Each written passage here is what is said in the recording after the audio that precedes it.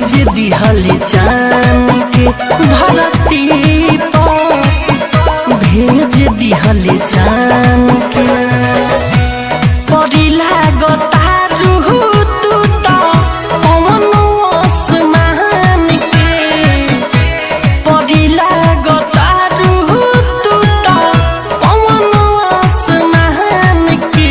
धरती पर भेज दिहले चान के धरती पर, भेज दिहले चान के।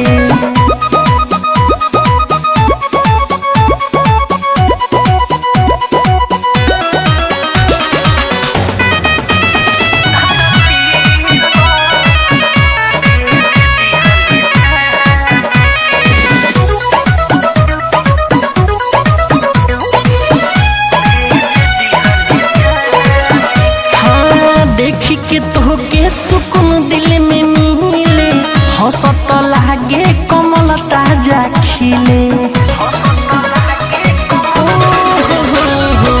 देखी के तोहके सुकून दिल में मिले, हंसत लागे कमल ताजा खिले। रहय अखिया के सोझा लेला मोरे परान के, रहय अखिया के सोझा भोले लेला प्राण के। धरती पर भेज दिहले चान के धरती पर, भेज दिहले चान के।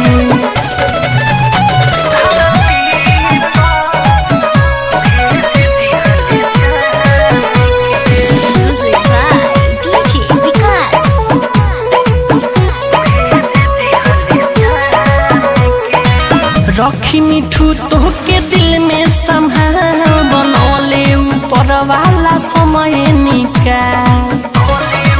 अरे करे हाँ रखी मिठू तोहके दिल में संभाल, बनौले ऊपर वाला समय निकाल।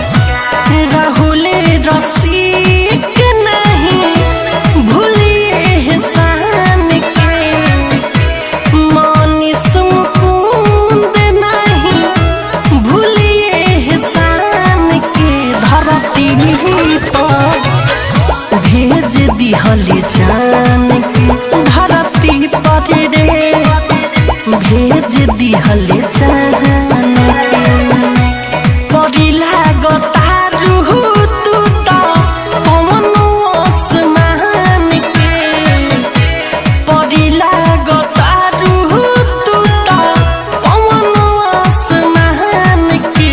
धरती पर भेज दिहले चान के धरती